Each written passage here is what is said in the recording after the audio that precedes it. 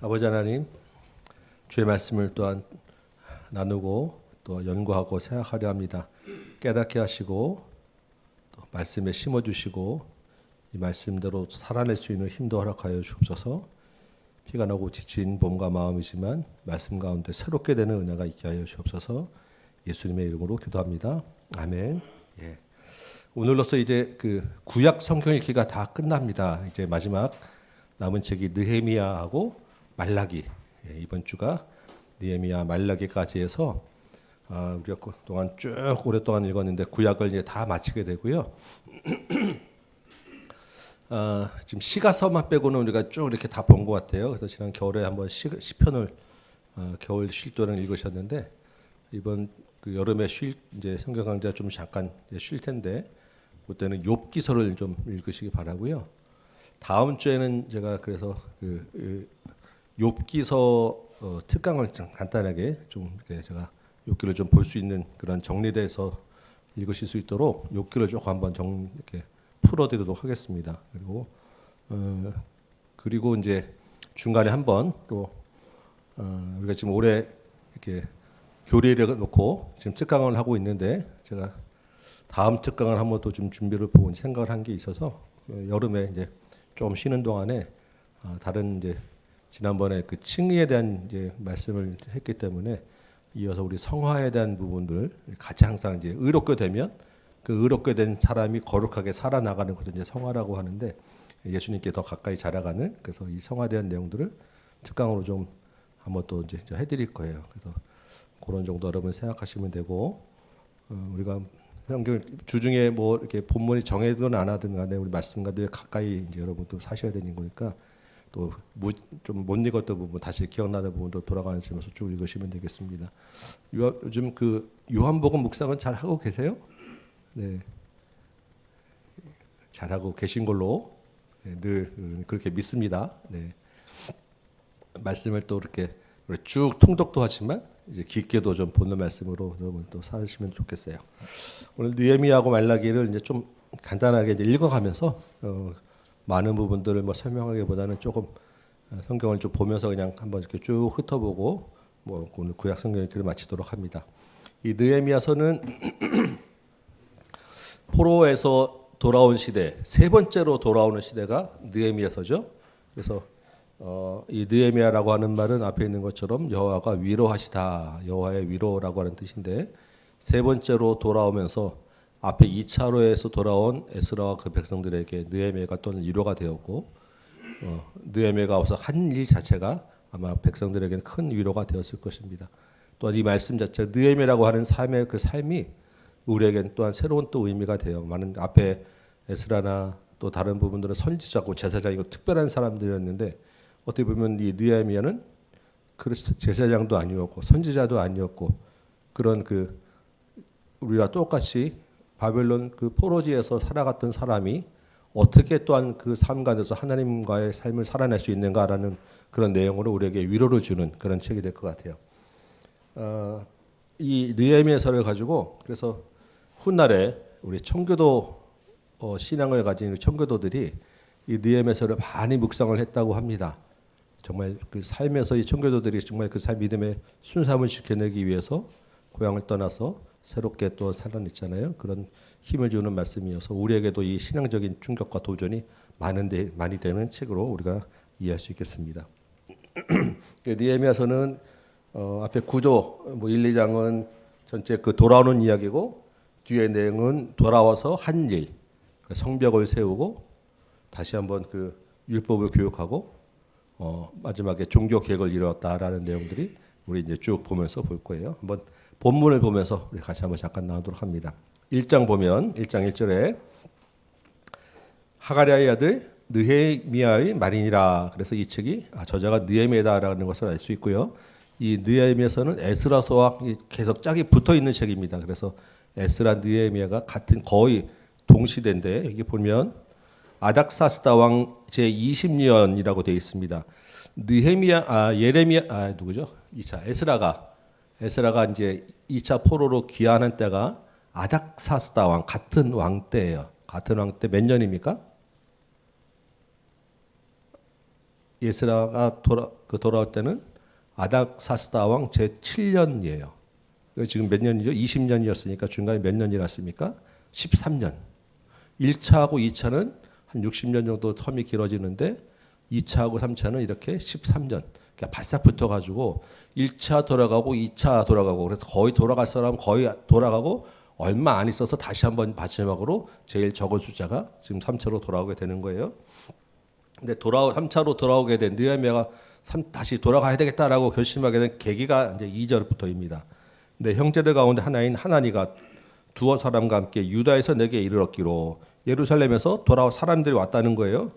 내가 그 예루살렘에 있는 사람들의 형편을 들어보니까 그 사람들 중에서 그 지방에 그 주변 민족에게 큰 환난을 당하고 능력을 받으며 예루살렘 성이 허물어지고 성문들은 불탔다 하는지라. 그 주변 민족들에게 괴롭힘을 당하고 있다라는 것입니다.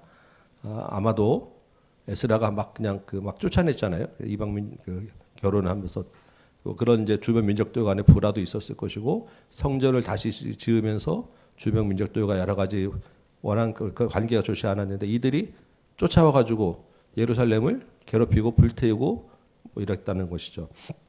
이 말을 듣고 앉아서 울고 수일 동안 슬퍼하고 하늘의 하나님 앞에 금식하며 기도했다라고 합니다. 이 느헤미야는 이 바벨론 땅에서 태어나서 자라는 사람인데 그럼에도 불구하고 자기 고향 땅에 있는 정말 자기 어떻게 보면 전혀 관계도 없는 그런 동족이 그런 괴로움을 당했다라는 것 때문에 울고 금식하며 슬퍼했다라고 하는 것입니다.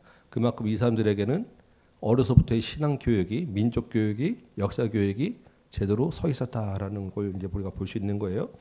이 사람 이제 예레미야가 어떻게 기도하느냐면 하늘의 하나님 여호와 크고 두려우신 하나님이여라고 하면서 하나님의 절대 주권을 먼저 인정하며 시작한 후에 6절에 보면 이제 주의 종들이 이스라엘 자손을 위하여 주로 기도하오니 우리 이스라엘 자손이라고 하면서 지금 에스라의 기도에서도 계속 강조되는 것은 우리라고 이야기하고 자기의 죄를 그 동족의 죄 안에 같이 집어넣어서 이야기를 하는데 느헤미야도 지금 똑같은 이야기를 하고 있는 거예요. 이게 민족의 지도자로서 하나님 앞에서의 그 기도하는 사람의 바른 자세라고 우리가 이해하고 배울 수 있을 것 같아요.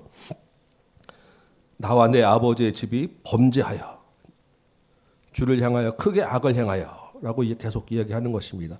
어떻게 보면 느헤미야나 에스라나 이렇게 기도할 만한 그런 사실을 삶이 아니었을 텐데 거기 사람들은 이렇게 기도를 해요.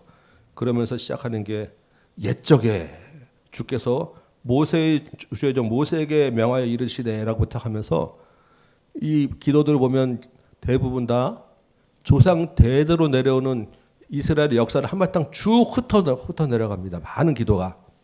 그래서 이 기도를 보면서 무슨 생각을 하게 되냐면 이 사람들이 기도가 무엇을 붙잡고 의지하고 기도하느냐라는 거예요. 왜 꼭 하면 모세 때부터 애굽에서 나올 때부터 하면서 기도를 하냐 하면 이 사람들에게 무슨 개념이 있냐면 민족의 무슨 역사 이런 것도 중요하지만 자기들이 지금 어떠한 족속이냐 어떤 그 민족이냐라고 하는 정체성에 대한 생각이 분명히 있는 거예요. 자기들은 어떤 민족이다라고 하는 거냐 이 근간에 흐르는 거는 하나님과 맺은 언약이에요. 이 역사에 대해서 쭉 얘기하는 게 그냥 이 사람들이 막 그냥 잘났다고 얘기하는 게 아니라 하나님이 택한 백성, 하나님의 언약 백성이기 때문에 그 하나님의 언약에 기대해서 그 언약에 신실하시는 하나님이 지금도 그 언약대로 우리를 구원해 주셔서라고 하는 하나님의 언약을 관계 중심에 두고 기도하는 거예요. 우리도 우리가 하나님이 은혜로 우리를 택하셨다라고 할 때 그 하나님과 우리가 하나님과의 그 관계된 약속 언약 백성이 되었다라는 것이기 때문에 이 성경인 구약부터 끝까지가 이 하나님의 그 언약이 그 제일 중심에 있는 거예요. 그래서 그 언약이 점차적으로 구체화되고 실현화되어 가는 것이 창세기부터 계시록까지 가는 점진적인 그런 구속사라고 이야기하는 거거든요. 그래서 꼭 이 사람들의 기도는 뒤에도 계속 나와요. 조상 때부터의 죄를 쭉 역사를 다 흩는데 그 역사에 흐르는 하나님과의 언약을 기억하여 주옵소서. 하나님 그래서 우리에게 은혜를 베풀어 주옵소서. 이런 기도를 하는 것입니다. 우리가 그냥 하나님 내가 필요한 거 이거 구해주세요. 이거 해주세요라고 하는 게 아니라 하나님께서 나를 택하시고 나에게 은혜를 베푸신 그 은혜에 대해서 은혜를 기대어 내가 기도합니다라고 우리의 기도가 이런 모습에서 우리가 배워야 될 기도들이다라는 것을 우리가 한번 생각하시면 좋겠어요. 그래서 제 10절에 11절에 주여 구하오니 귀를 기울여 종의 기도와 주의 이름을 경외하기를 기뻐하는 종의 기도를 들으시고 오늘 종일 형통하여 이 사람들 앞에서 은혜를 잊게 하옵소서. 우리도 하나님의 언약 백성입니다. 하나님의 은혜를 우리에게 내려주어서라고 기도하는 거예요. 그때 내가 왕의 술관원이 되었다. 느헤미야가 지금 왕의 최측근에서 왕을 보좌하는 그런 그 높은 관리에 있는 사람이었다라고 이야기를 합니다. 2장에 아닥사스다 왕제 20년 니산월에 이제 몇 달이 지났어요. 왕 앞에 포도주가 있기로 내가 그 포도주를 왕에게 드렸는데 자기의 직분을 지금 이야기하는 거죠. 근데 왕 앞에서 수심이 있었다라고. 내가 이전에는 왕 앞에 수심이 없었는데 지금은 그 얼굴에 고향에 대한 그 이스라엘에 대한 그 근심이 드러난 거예요. 그 왕이 묻습니다. 네가 병이 없는데 어찌하여 수심이 있느냐라고 하는 거죠. 술 맡은 관원으로서 혹시 네가 나한테 딴 생각 있는 거 아니야라고 이제 왕이 이제 지적하는 것이죠. 굉장히 이제 위험한 순간이었는데 그래서 필연 내 마음에 근심이 있음이로다. 너 나 딴 생각 있는 거 아니냐라고 할 때 느헤미야가 이때 솔직하게 자기의 근심을 이야기하면서 4절에 보니까 하늘의 하나님께 묵도하고 왕에게 아뢰되 하나님이 기회를 주신 것 같다라고 하는 감동을 받았을 때 바로 하나님께 기도하고 순간순간에 따로 어디 뭐 이렇게 정해서 하지 않더라도 삶의 그 현장 그 순간에 그때 지혜 주시고 깨닫게 할 때 하나님께 기도하고 자기 구할 것을 하나님의 은혜를 이제 구하고 얘기하는 것입니다. 우리 고향에 내가 좀 잠깐 돌아갔다 오게 해 주시옵소서라고 이제 왕에게 은혜를 구하죠. 그런데 마침 그때 왕후가 옆에 있었기 때문에 왕이 왕후의 그런 옆에 있는 기분 좋을 때 인심 쓰면서 그래 갔다 와라고 흔쾌하게 그 상황이 정리되고 허락을 해 주시는 거죠. 그런데 느헤미야가 이왕 은혜를 입은 김에 목재도 좀 허락하여 주옵소서 했더니 목재도 구하게 되었고 돌아가면서 9절 보니까 군대 장관과 마병도 함께 그 가는 길에 그것들을 상하지 않도록 같이 얻어서 돌아가게 됩니다. 그래서 이 모든 것들 8절 마지막에 보니까 내 하나님의 선한 손이 나를 도우심으로 왕이 이 모든 것을 허락하였다라고 고백을 하게 되는 거예요. 그래서 우리가 뭐 우연이라고 하는 마침이라고 하는 어쩌다 이렇게 되는 것들이 하나님 앞에서 우연히가 없다라는 것, 이 모든 것이 하나님의 선한 손이 나를 도우셨다라는 것. 내가 하나님 이렇게 해주세요 기도해놓고 막상 그것이 그저서 급하게 되면 내가 구해서 하나님의 은혜를 주셨다라는 것을 순간 우리가 잊어버리고 아이고 잘 됐나고선 그 다음에 이제 내가 뭐 이렇게 했다라고 하는 우리 말이 바뀌는 경우가 참 많잖아요. 하나님의 선한 손이 나를 도우셨다는 것을 꼭 여러분 기억하시기 바라요. 에스라야 느헤미야에 굉장히 이 말이 많이 나옵니다. 우리가 입에 달고 살아야 될 말인 것 같아요. 근데 그렇게 돌아가니까 10절에 보니까 누가 있느냐? 기존에 그 이스라엘 땅 예루살렘 땅에서 영향력을 미치고 그들을 다스리던 호른 사람 산발랏이라고 하는 사람과 그 산발랏의 그 시종되고 하는 암몬 사람 도비야, 이 사람들이 이제 근심하고 느헤미야를 경계하게 되는 거죠. 저게 누구야? 왕의 그 최측근인데 와서 이제 무슨 일을 하려고 하지? 자기들의 입지가 줄어들 것에 대해서 두려워하며 경계하는 모습을 보여요. 하나님의 일을 하게 되면 이렇게 꼭 근심하게 하고 같이 따라붙는 방해 세력들이 있다라는 것입니다. 12절에 일단 느헤미야가 돌아와서 예루살렘을 위해 무엇을 할 것인지 마음에 딱 생각을 하고 오면서 한 바퀴 쭉 둘러보죠. 둘러보니까 성벽들이 불타고 성문이 다 무너졌더라라는 것이죠. 그래서 17절에 보니까 사람들을 다 모아놓고 이제 예루살렘이 황폐하고 성문이 불탔으니까 우리가 예루살렘 성을 다시 건축하자. 그래서 다시 이런 어려움을 당하지 말자라고 하면서 무슨 얘기를 하냐면 하나님의 선한 손이 나를 도우신 일. 그래서 왕이 허락하게 되고 왕이 이렇게 도운 일을 이야기했다라는 것입니다. 우리 이렇게 잘해보자라고 하는데 그 잘해보자라고 하는 동기가 하나님이 나를 이렇게 도우셨어라고 한 하나님의 선한 손을 이야기를 하니까 그 말에 사람들이 감동을 받아서 그래 같이 하자라고 서로 모이게 되고 일어나게 되더라라는 것입니다. 그래서 우리도 목장 모임 여러분 나누시고 삶을 나누실 때 하나님이 나를 이렇게 도우셨다라고 하는 부분들이 많이 드러나게 이야기를 나누시고 나의 모습보다는 하나님이 더 드러나도록 사는 것이 하나님을 영화롭게 하는 것이 우리의 사람의 제일 가는 목적이라고 했잖아요. 바로 이 말씀을 이야기하는 것입니다. 그 하나님을 드러낼 때에는 하나님이 그 마음에 감동도 주시고, 그 다음에 보니까 호론 사람 산발랏과 아몬 사람이 도비아가 업신여기고 비웃고 방해를 하잖아요. 어려움을 닥쳤을 때 하나님이 우리를 또한 형통케 하실 것이야라고 하는 믿음으로 고백할 수 있고 대응과 대비가 되는 것입니다. 하나님의 선한 손을 드러났을 때 하나님의 이름으로 도움을 요청할 수 있는 것이지, 내가 이렇게 해놓고서 이렇게 해석을 하는데 어려움이 또 오면 또 내가 그것을 해결해야 돼요. 근데 그러면 내 어려움이 계속해서 가중되는 것입니다. 할 수도 없고 없을 뿐더러 하나님을 의지해서 그 뒤에 일어나는 것들도 하나님의 이름으로 헤쳐나갈 수 있는 거예요. 3장에서는 실제로 이런 돌아와서 이제 성벽을 지어가는 과정이죠. 근데 느헤미야가 이제 지혜를 발휘해서 부분 나눠서 각각 자기 이제 일정 부분 할당을 해주죠. 그리고 동시에 공사를 진행하게 됩니다. 그래서 여기까지는 누가, 그 다음은 누가, 그 다음은 누가, 그 다음 쭉 나가서 그 다음이 3장 끝까지 계속 그 다음은 이렇게 돼서 성벽을 중수하는, 성벽을 세우는 그런 일들 쭉 하는 거예요. 4장 보니까 산발랏이 아까 기존에 나왔던 기존의 역량이 있던 사람이죠. 성을 건축한 다음을 듣고 크게 분노하여 유다 사람을 비웃고, 저 사람들이 저렇게 하는 것 우리가 막자 하고, 저 사람들 해봐야 곧 무너질 거야, 우리가 무너뜨릴 거야라고 이제 막 위협을 하게 되니까 느헤미야가 우리 하나님이여 들으시옵소서라고 하면서 하나님께 기도하고, 기도만 하고 있는 것이 아니라 기도하면서 그 성전 건축하는 일을 계속하고,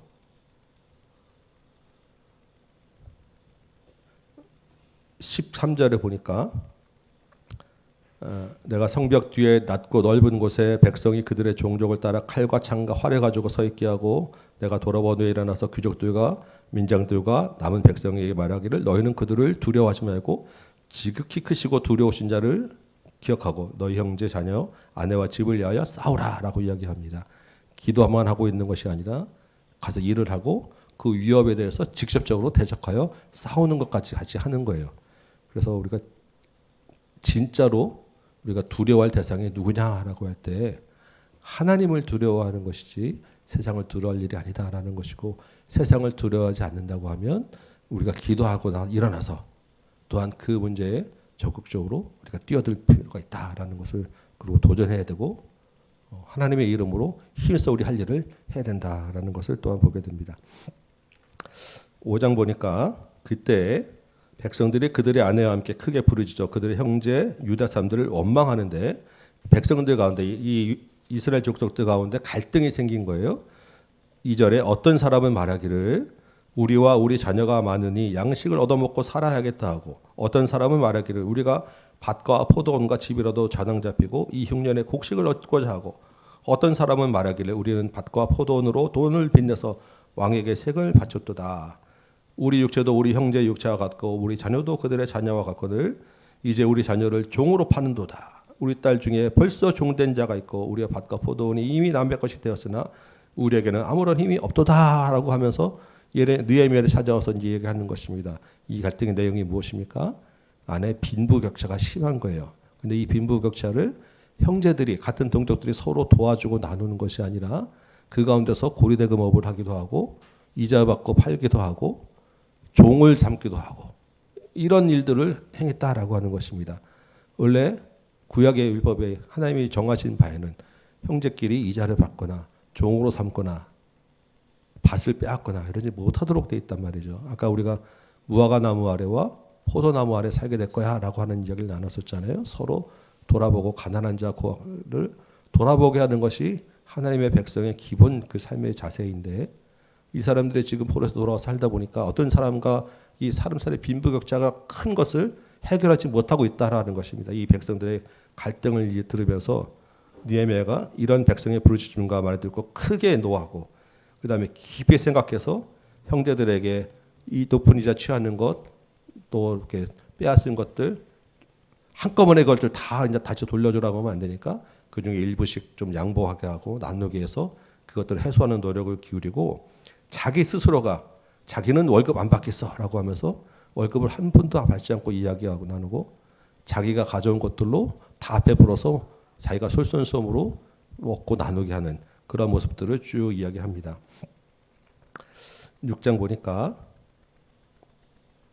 산발랏과 도비야와 아라비아 사람 게셈과 그 나머지 우리 원수들이 내가 성벽 건축하여 허물어진 틈을 남기지 아니하였다함을 들었는데 그때는 내가 아직 성문에 문짝을 내지 못한 때였더라. 이제 성벽이 어느 정도 마무리되었는데 아직 문짝을 못 달아든 거예요.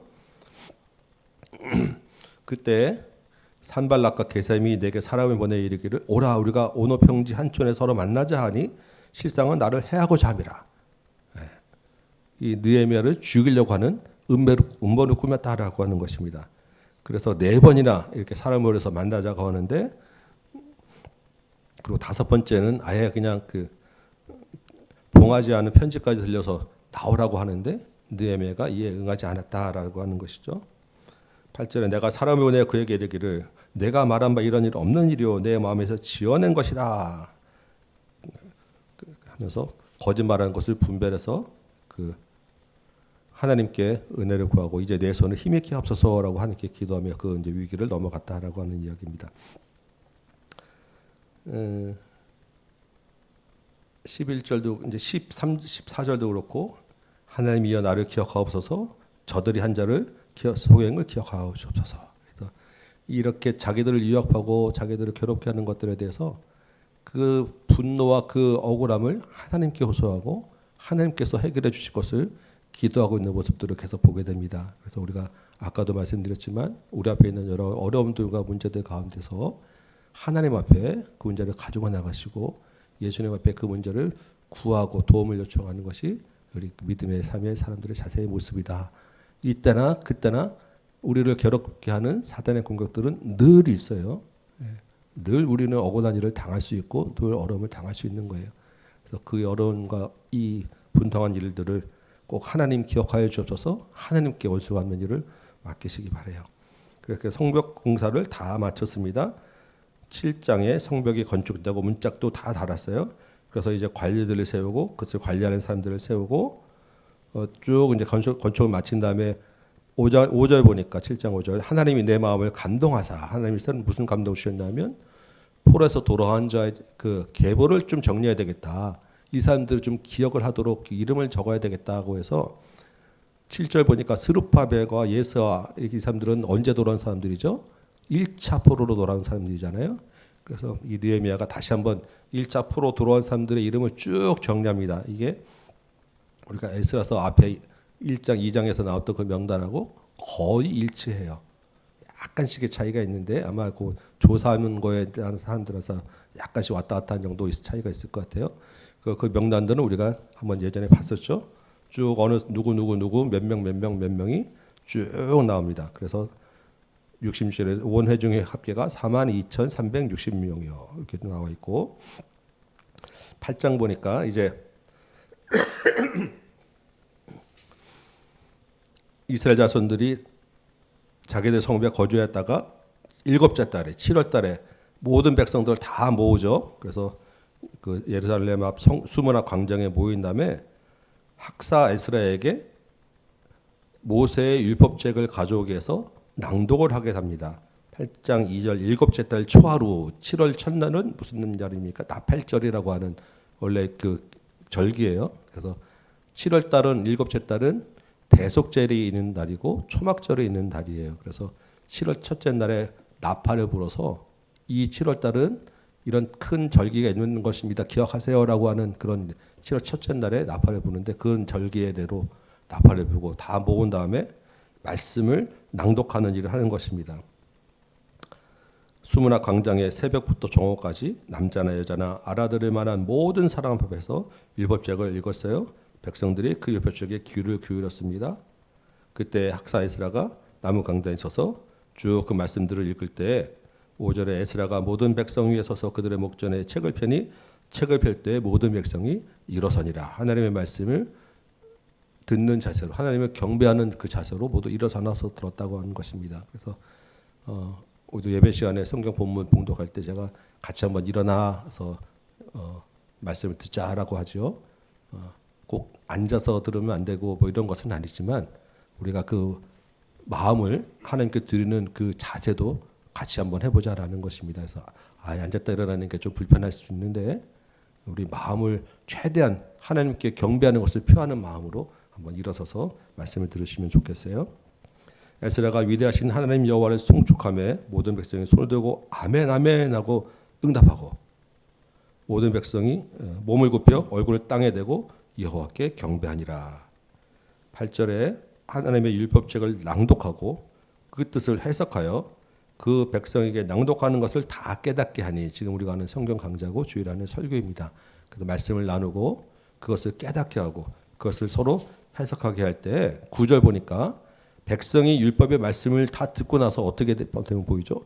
울었어요. 우는지라.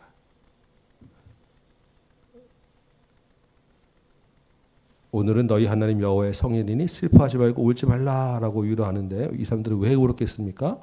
그 말씀에 마음이 감동이 되어서 자신들을 비춰봤을 때 하나님의 은혜를 깨닫게 되고 자신들의 죄를 바라보며 회개하며 울게 되는 거예요. 하나님의 말씀이 우리 마음을 감동시키면 우리 안에 이런 반응들이 있는 것입니다. 마음으로 울고 실제로 몸으로도 울고 하나님 앞에 아멘 아멘 하고 반응을 하게 되는 거예요. 여러분들이 우리 예배 시간에도 자유롭게 우시기 바라고, 저도 말씀 전하다가 가끔 울컥하면 또 이렇게 울컥하잖아요. 서로 저도 울고 여러분도 울고 같이 울면 좋겠어요. 근데 우는 것으로만 그치는 것이 아니라 그 울음 뒤에는 하나님의 은혜가 있기 때문에 우리가 또한 이 말씀과 예배를 대하는 자세는 시간엔 기뻐해야 되는 것입니다. 기뻐하고 노래하라고 말씀했잖아요. 오늘은 주의 성일이니 근심하지 말고 여호와로 인하여 기뻐하는 것이 너의 힘이니라 하고 백성들이 먹고 마시고 나눠주고 크게 즐거워했다라고 했습니다. 하나님의 말씀 앞에서 큰 회개와 감사의 축제가 열렸다라는 거예요. 그 이튿날에 뭇 백성의 족장들과 제사장들과 레위 사람들이 율법의 말씀을 밝히 알고자 하여 학사 이스라엘에게 모여서 율법에 기록된 바를 보니까 일곱째 달에는 초막에서 지내라라고 하는 초막절에 대한 내용들이 있다라는 것입니다. 이때까지 그럼 초막절이 있는지 몰랐다는 거예요. 그럼 이제 7월 달이니까 우리 초막절을 지켜야 되겠구나라고 해서 이때부터 다시 이제 초막절을 지키게 됩니다. 성경에 유월절이 있고 또 맥주절이 있고 또 초막절이 있는데 이스라엘 절기 중에 가장 중요하게 지켜지는 절기가 초막절이에요. 그래서 이 마지막에도 보면 온 이방 백성들이 하나님 앞에 돌아와서 초막절을 지키게 될 것이다라는 내용들이 이 서가 뒤에 있습니다. 그래서 이 초막절을 다시 한 번 지키게 됐다라는 것은 하나님의 언약 백성으로 이 사람들이 기억하게 되었다는 아주 중요한 얘기를 하는 거예요. 17절에 사로잡혔다가 돌아온 회중이 다 초막을 짓고 그 안에서 거하니 눈의 아들 여호수아 때로부터 그날까지 이스라엘 자손이 이같이 행한 일이 없었으므로 이에 크게 기뻐하여 에스라 첫날부터 끝날까지 날마다 하나님의 율법을 낭독하고 무리가 이래 동안 절기를 지켜 8째 날에 규례를 따라 성회를 열었느니라. 여호수아 때부터 이때까지면 지금 한 1000년이 넘는 시대인데 이때까지 이렇게 초막절을 지킨 적이 제대로 없었다라고 하는 것입니다. 이게 이스라엘 멸망의 큰 원인이 되었다는 거예요.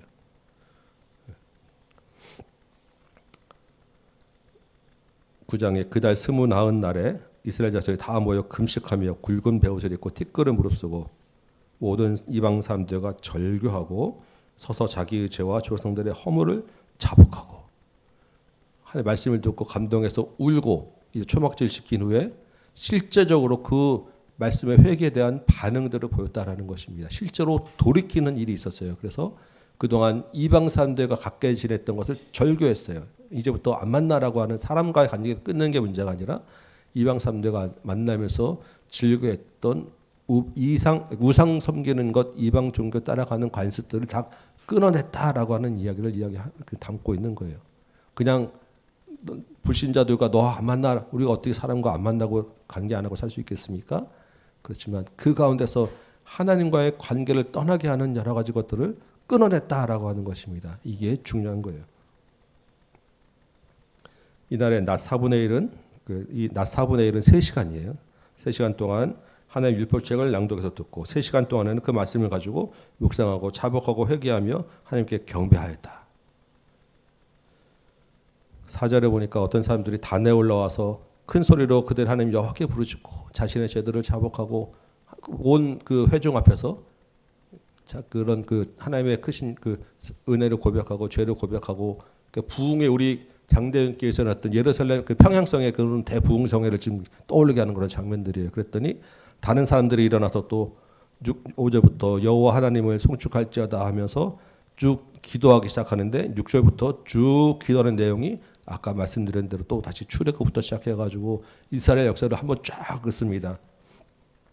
애굽에서 9절에 애굽에서 나온 이야기, 홍해가 갈라지는 이야기, 광야에 있었던 이야기, 시내산에 있었던 이야기, 안식일을 지키고 행하라고 한 이야기, 하나님이 출애굽하는 백성들에게 돌아가서 꼭 기억해라고 했던 그 홍해에 있던 갈렸던 그것을 기억하고 안식일을 기억하라고 하고 하나님 명령하셨던 그 약속의 말씀들을 줄줄이 다 이해하면서 우리가 이런 것들을 기억하지 못했고 지키지 못했습니다라고 이야기하고 조상 16절에 우리 조상들이 계속 교만하고 목을 굵게 하고 하나님의 명령을 듣지 아니하였습니다라고 하는 조상들의 죄부터 줄줄이 다시 한번 해오기하고 내려오면서 어디까지 갑니까? 24절에는 여호수아에서 가나안 땅에 들어가서 차지할 이야기, 26절에는 사사기에서 순종하지 않고 하나님의 말씀을 듣지 않았던 이야기, 그 다음에 사무엘 상하에 있는 이야기, 열왕기 상하에서 선지자들 보낸 이야기를 쭉쭉 읊어서 지금까지 우리가 바벨론 포로에서 또 당할 때까지 그리고 거기서 돌아올 때까지 이야기를 쭉 이야기합니다. 33절에 그러나 우리가 당한 모든 일에 주는 공의로우시오니 우리는 악을 행하여 싸우나 주께서는 진실하게 행하셨습니다. 그래서 그 악에 대한 그 대가를 우리에게 치르게 하시고 그럼에도 불구하고 불에서 그슬린 꺼낸 나무처럼 완전히 우리 죽게 하지 아니고 언약을 지키셨습니다라고 하는 이야기입니다. 이제 38절에 그래서 이렇게 마무리하죠. 우리가 이 모든 일로 말미암아 이제 견고한 언약을 세워서 기록하고 하나님과의 언약을 다시 한번 우리가 기억하게 됩니다. 이 언약대로 우리가 살겠습니다라고 하는 그런 고백을 하는 거예요. 그리고 하나님과의 언약을 새롭게 하는 거에 자기 이름들, 지도자들이 자기 이름들을 사인을 다 합니다. 그 임봉한 자는 하갈의 아들 총독 느헤미야부터 시작해서 누구 쭉 자기 이름들을 거기에 써놓고 내가 이제부터 이 기록한 대로 하나님의 언약대로 내가 살겠습니다 라고 하는 것입니다. 거기에 마음속으로 여러분의 이름도 하나 써놓으시기 바라고 성경책 옆에 빈 공간에 여러분의 이름도 하나 써보세요. 제 성경책 보니까 제 이름이 써있어서 이거 왜 써놨나 하고 생각해 보니까 옛날에 이거 한번 얘기하면서 내 이름 써놨던 걸 내가 다시 한번 저도 깜빡 잊어버리고 있다가 다시 보면서 이렇게 기억을 하게 됩니다. 내가 이 이름을 왜 써놨지? 내가 잠깐 아침에 했었거든요. 여러분 그렇게 해놓으면 그 여백에서 또한 보면서 우리도 주시는 은혜들이 있을 거예요. 28절부터는 그래서 이 사람들이 이렇게 해서 종교 개혁 이야기, 이방 사람과 절규한 이야기, 그들의 아내와 자녀들을 내보낸 이야기, 유래와 그 말씀 안식일을 기억한 이야기 이제 쭉 써놨고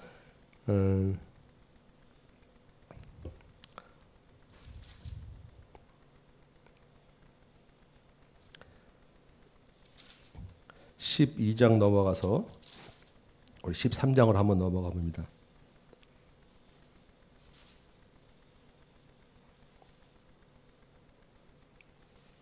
13장 보니까 6절 보니까 그때 내가 예루살렘에 있지 아니하였느니라 바벨론 왕 아닥사스다 32년에 내가 왕에게 나아갔다가 며칠 후에 왕에게 만배를 청하고 예루살렘에 이르렀다라고 돼 있죠.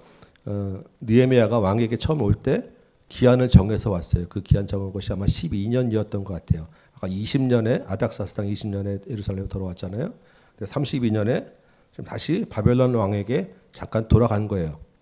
돌아가서 이제 기한 정했으니까 다시 돌아갔다가 다시 한번 기한을 얻어서 지금 돌아왔는데, 그러니까 이 왕복하는 기간들이 있고 왕에게 만나서 하는 기간들이 있었을 거 아닙니까? 꽤 긴 시간을 이제 종고 자리를 비웠는데 그때 보니까 4절에 보니까 이전에 우리 하나님의 전에 방을 맡은 제사장 엘리야십이 도비야와 연락이 있었으므로, 도비야는 아까 암몬 사람이었죠. 그 느헤미야가 오기 전에 영향을 미쳤던 사람이었고, 이 도비야를 위해서 성전 안에 큰 방을 만들었는데 그 방에는 원래는 11조로 바친 것들을 저장하는 그 방이었는데 그 방이 이방 사람이 차지하고 있었다라는 것입니다. 그렇기 때문에 그 11조로 바친 재물들을 어떻게 됐겠어요? 이방 사람이 그냥 뒀겠습니까? 자기가 가로채고 횡령하고 자폭하고 이렇게 됐다는 거예요. 느헤미야가 자리를 비운 사이에 벌써 이방 사람과 절교했던 것이 다시 회복되어서 이방 사람들과 교제하게 되고 하나님 앞에 11조로 바쳐진 것들이 함부로 사용되어지게 되고 이 종교 개혁이 벌써 흔들리게 되었다라는 것입니다. 그래서 돌아와가지고 느헤미야가 8절에 심히 근심하여서 이 도비아의 세관을 방 밖으로 다 내어 던져버리고 그 방을 정결하게 하고 다시 원위치를 시켜놨어요. 근데 보니까 10절 보니까 레위 사람들이 받을 몫을 주지 아니하였으므로 그 직무를 행하는 레위 사람들과 노래하는 자들이 각각 자기 밭으로 도망하였다라고 했습니다. 이 레위 사람들은 백성의 11조를 가지고 먹고 살도록 구별되었는데 지금 11조가 제대로 안 거치고 제대로 사용되지 않았잖아요. 지금 도비아가 막 가로채고 이러니까. 그러니까 레위 사람들이 지금 먹고 살기가 힘들어져서 원래는 자기 밭에 나가서 일하지 않고 하나님 성전을 돕는 일을 해야 되는데 성전에 있지 않고 자기 밭에 나가서 먹고 사는 일을 생계를 위해서 지금 일하고 생겼다라는 것입니다. 그러니까 사실 레위 사람들이 처음부터 별로 안 돌아가고 싶어 했잖아요. 이런 일이 생길 줄 알고. 근데 역시나 오니까 이런 일을 당하더라는 것이죠. 그래서 다시 느헤미야가 모든 민장들을 꾸짖고 하나님의 전이 어찌하여 이렇게 되었느냐, 왜 레위 사람들이 이렇게 되었느냐라고 얘기해서 다시 레위 사람들을 불러 모았어요. 레위 사람들 다시 불러들였으면 어떻게 돼요? 먹고 살게 해줘야 될 거 아니에요? 그러니까 사실 11조를 제대로 지키게 했다라는 것입니다. 그리고 아까 안식일을 기억하게 하고 안식일의 일을 철저하게 못하게 했는데 보니까 안식일에 장사하는 사람들이 왔다 갔다 하더라는 것이죠. 그래서 느헤미야가 다시 성전 관리를 철저히 성전문 관리를 철저하게 해서 장사하는 사람들 왔다 갔지 못하도록 그렇게 했다라는 것입니다.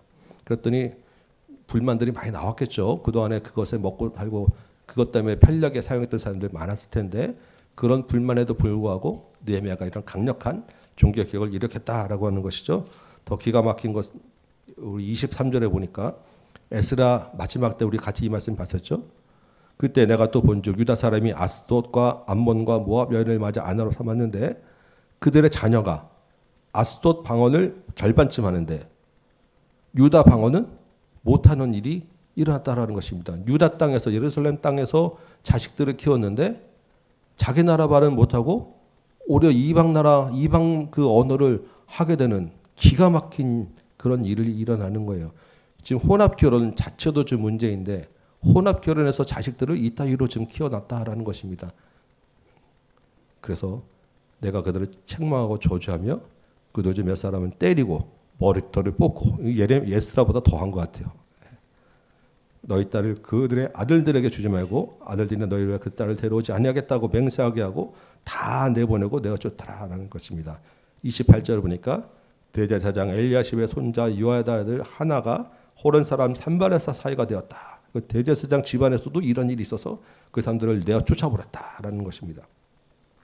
29절에 하나님이여 그들이 제사장 직분을 더럽히고 제사장 직분과 레위 사람에 대한 언약을 어겨서오니 그들을 기억하옵소서. 하나님께 이런 것들을 일러 바치는 거죠. 그리고 내가 이와 같이 그들에게 이방 사람을 떠내게 하여 그들을 깨끗하게 하고 또 제사장과 레위 사람들의 반열을 세워 각각 자기 일을 맡게 하고 정한 기한에 나무와 처음 익은 것을 드리게 하였사오니 내 하나님이여 나를 기억하사 복을 주옵소서라고 하나님께 이것들을 아뢰고 있습니다. 사람들에게 내가 이렇게 써라고 자랑하는 것이 아니라 하나님 나에게 은혜를 주옵소서라고 하나님께 기도하는 것으로 느헤미야서를 마치게 됩니다. 그리고 이 느헤미야 마지막에 있는 장면들 여러분 잘 기억하시고 말라기라고 하는 책을 잠깐 보도록 합니다. 말라기. 지금 이 느헤미야의 이 마지막에 있는 이 분위기를 좀 여러분 기억하실 필요가 있어요. 그리고 말라기서를 보겠습니다. 1327페이지. 이 말라기는 구약의 제일 마지막 선지자죠. 이 말라기라고 하는 말 자체는 나의 사자, 하나님이 보내진 하나님의 사자라고 하는 뜻입니다. 근데 사실은 이 말라기가 어떤 사람인지, 진짜 사람 이름인지 이 자체도 사실은 분명하진 않아요. 우리가 그냥 말라기라고 하는 사람이 쓰었을 것이다라고 지금 우리가 볼 수밖에 없는 것이고, 그래서 이 책에 대한 저자나 저작 연대나 이런 것들이 분명하지 않은데 이거는 분명해요. 말라기가 쓰여진 시대 상황이 어떤 것이냐? 지금 이 느헤미야 마지막에 읽었던 그런 내용들하고 말라기서가 너무나 닮아 있는 거예요. 느헤미야 때 종교개혁이 일어났죠. 성전이 다 완성되고 성벽도 완성되었는데 여전히 이 사람들의 삶은 어려움 가운데 있었고 이 사람들이 하나님을 제대로 형식적으로 섬기고 있었고 이 사람들 가운데 11조도 제대로 드리지 않았고 하나님께 그 처절매도 드리지 않고 이러한 이 시대의 그런 사회상들이 말라기에 그대로 다 드러나고 있는 거예요. 그래서 아마도 이 느헤미야 시대에 쓰여진 책이 말라기일 것이다라고 우리가 생각을 해요. 그래서 느헤미야 시대에 정확하게 언제인지 모르는데 혹시 그 느헤미야가 자리를 비웠던 기간이 아니었나? 아니면 느헤미야가 이게 종교개혁을 다 완성하기 전에 처음에 막 종교개혁 하기 전에 그런 상황이 아니었나? 이런 생각들을 합니다. 그래서 이 시대의 연관성을 가지고 아마도 어쨌든 느헤미야 시대의 언제적인 배경을 가지고 이 말라기가 쓰여졌을 것이다라고 일반적으로 우리가 이야기를 합니다. 이 말씀 가지고 한번 말라기서를 잠깐 보도록 할게요. 2절에 여호와께서 이르시되 내가 너희를 사랑하였노라 하나 너희는 이르기를 주께서 어떻게 우리를 사랑하셨나이까 하는도다. 이게 지금 말라기에서 이야기하는 것입니다. 하나님은 이스라엘을 처음 택하실 때부터 시작해서 아브라함 때부터 시작해서 출애굽하여서 그 모세와 광야 시간을 보낸 때 줄줄이 지금 에스라, 느헤미야 하나님의 사람들은 다 그때를 기억하며 그 언약을 놓고 기도하잖아요. 근데 이스라엘 백성들은 정작 그 언약을 잊어버리고 하나님이 우리를 언제 사랑하였습니까? 라고 이야기한다는 거예요. 하나님의 그 사랑에 대한 그런 내가 하나님 언제 우리를 사랑하였습니까? 우리는 두들겨 맞은 기억밖에 없어요. 라고 했을 때 하나님은 내가 에서가 아니라 야곱을 택했다라고 하는 것입니다. 하나님의 대답이에요. 내가 너희를 택한 것부터가 야곱을 택해서 이 이스라엘 민족으로 세운 것 자체가 너에게 은혜인데 내 사랑인데 내가 너가 아니고 다른 민족 얼마든지 택할 수 있었는데 내가 너를 택했잖아. 형 에서가 아니고 야곱을 택했잖아. 내가 얼마나 너희를 사랑하느냐라고 하는데 이 처음부터 이 핀트가 안 맞는 거죠.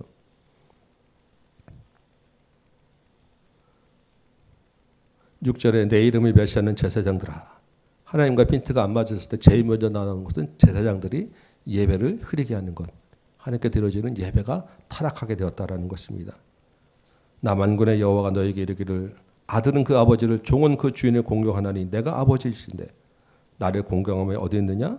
내가 주인이신데 나를 두려워함이 어디 있느냐 하나 너희는 이르기를 우리가 어떻게 주의 이름을 멸시하였나이까? 하나님 이름 멸시하지 않았다는 거예요. 하나님께 꼬박꼬박 제사 잘 드렸다라고 하는 것입니다. 7절에 너희가 더러운 떡을 나의 전에 드리고도 어떻게 주를 더럽게 하였나이까라고 이야기하냐? 너희가 드린 떡이 더러운 떡인데 그 더럽다는 거 아까 말씀드렸잖아요. 이 더러움 정말 그 구토물, 배설물 같은 가장 더러운 그 최상급의 그런 표현되는 그런 더러움인데 그거 하나님께 들어놓고 내가 언제 그랬습니까? 라고 이야기하고 있다라는 것이죠. 8절은 너희가 눈먼 희생장을 바치고 저는 것, 병든 것 들어놓고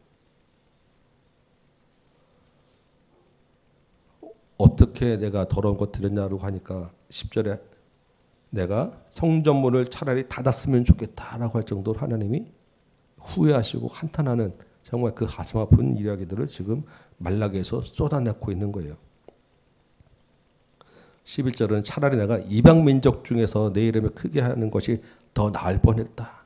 내가 괜히 에서가 아니라 야곱을 택했다라고 할 정도로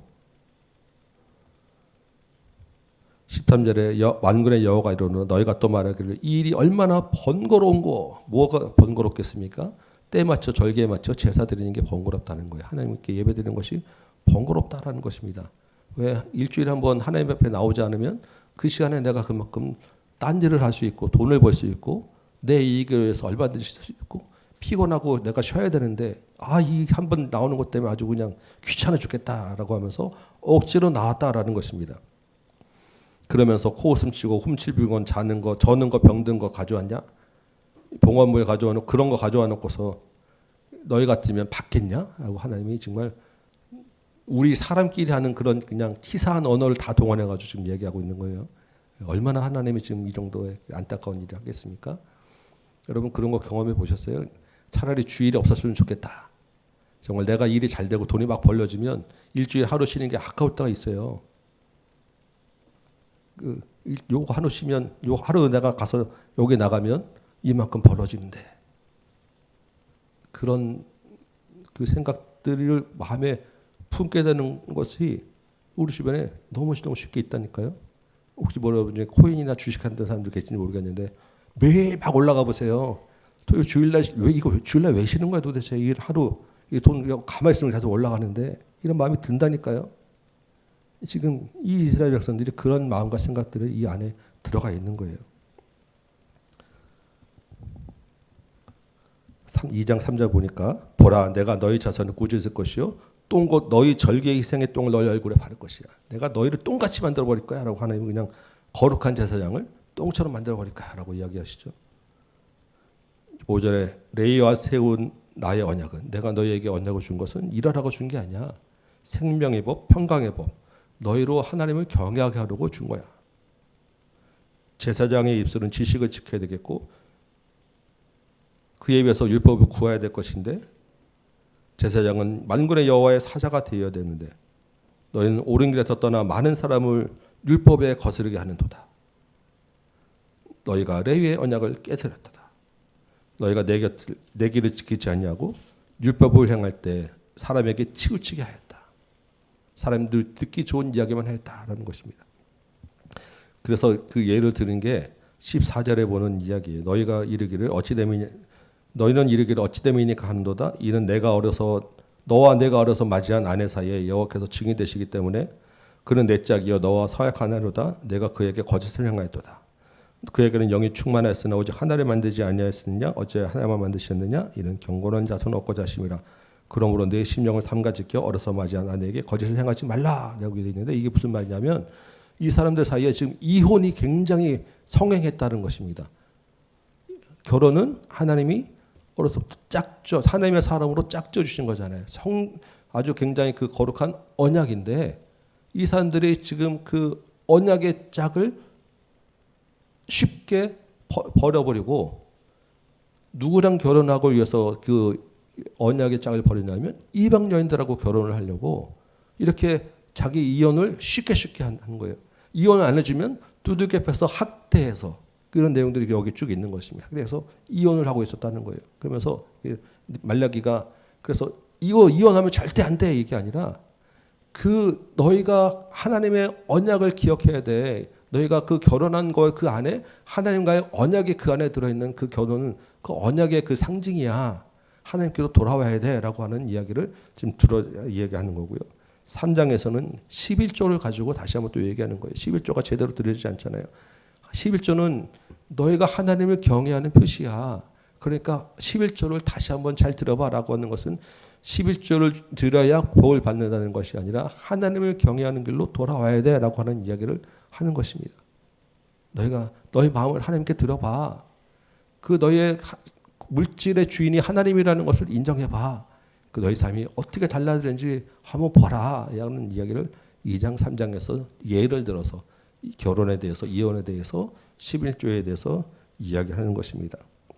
3장 13절에 여호와가 이르노라 너희가 완악한 말로 나를 대적하고 이르기를 우리가 무슨 말로 두 줄 대적하나이까. 너희가 이렇게 마음대로 살아놓고 내가 언제 하나님을 대적했습니까? 라고 이야기하지. 하나님이 4장에서 5절에 보니까 보라 여호와의 크고 두려운 날이 이르기 전에 내가 선지자 엘리야를 너에게 보내리니. 이제 한동안 하나님이 이제 말씀을 하시고 이스라엘 백성을 떠날 거예요. 말라기서를 끝으로 구약의 제일 예수님 오실 때까지 암흑기를 거치게 되는데 하나님과 이제 이스라엘 관계가 끊어지는 것처럼 보여지는데 그 끊어진 관계를 다시 열게 될 새로운 선지자 하나를 내가 미리 보낼 거야라고 하는데 이 사람이 바로 신약에서는 세례 요한이다라고 우리가 이야기를 합니다. 세례 요한이 예수님이 오시는 길을 미리 준비하는 한 선지자 엘리야를 내가 보낼 거야. 그러니까 아버지의 마음을 자녀에게로 돌이키게 하고 자녀들의 마음을 아버지에게로 돌이키게 해서 그가 그 세례 요한이 와서 한 얘기가 무엇입니까? 회개하라. 천국이 가까웠느니라고 하잖아요. 그 이스라엘 백성들의 그 강박한 마음을 하나님께로 돌이키기 위해서 회개의 그 문을 말씀들을 먼저 선포하게 할 거야라고 하면서 이 구약의 모든 말씀이 끝나는 것이 말라기입니다. 그래서 이 말라기의 말씀들을 보면서 이 시대에도 우리가 하나님 앞에 나와 있지만 온전한 예배가 드리지 못하고 하나님을 온전히 주인 섬기지 못하고 그러면서도 우리가 무슨 문제가 있어라고 하는 혹시 이 시대에 그런 크리스찬 교회의 모습이 우리 안에 있지는 않은지 정말 우리가 한번 다시 한번 한 구절 한 구절 생각하면서 여러분 말라기서를 짧으니까 한 두세 번 좀 집중해서 이번 주는 좀 많이 읽으셨으면 좋겠어요. 다른 책보다 더 좀 신경 써서 우리 한번 좀 말라기를 봤으면 좋겠습니다. 왜냐하면 우리가 이런 은연중에 하나님께 이러한 핑계 대기가 쉽기 때문이에요. 내가 언제 그랬습니까? 나는 그렇지 않아요. 라고 하는 이야기들이 말로는 하지만 않지만 우리의 그 종교적인 의를 드러낼 때 우리 마음에 이렇게 많이 깔려 있을 때가 있어요. 그래서 하나님 앞에 이 말씀들을 하나님 삶에서 비춰보시며 이번 한 주 좀 보내면 좋겠습니다. 네, 제가 기도하고 마치도록 할게요. 아버지 하나님, 느헤미야와 말라기를 통하여서 참된 하나님께 드린 예배가 무엇인지, 크리스찬의 삶이 무엇인지 다시 한번 돌아보게 합니다. 우리가 겉과 행실은 하나님 앞에 있지만 우리의 마음과 우리의 실제는 내가 언제 하나님께 거짓된 행위를 하였습니까? 라고 하나님을 대적하고 하나님 앞에 멀어지는 그런 삶을 살고 있었을지 모르겠습니다.